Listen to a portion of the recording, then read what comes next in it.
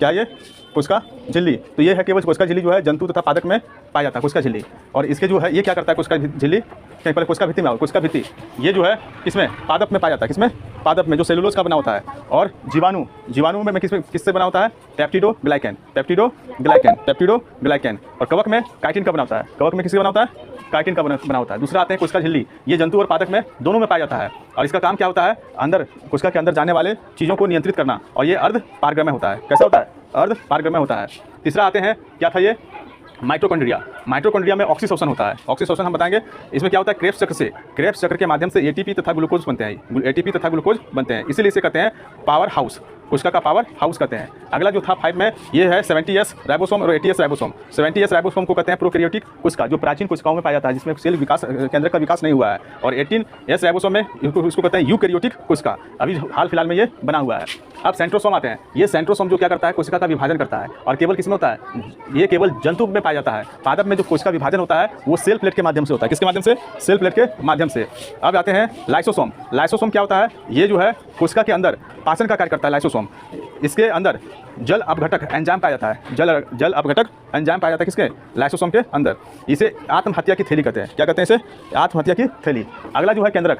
केंद्रक जो है सो कोशिका का दिमाग होता है। ये किससे बना होता है, तो 80% प्रोटीन से बना होता है। कितना, किससे, 80% प्रोटीन से बना होता है।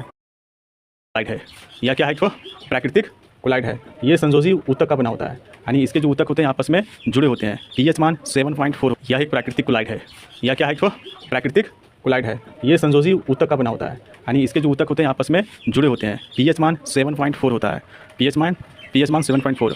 और स्वस्थ मानव में 1.5 लीटर ब्लड पाया जाता है, जो उसके कुल भार का 7% होता है, उसके कुल भार का 7%।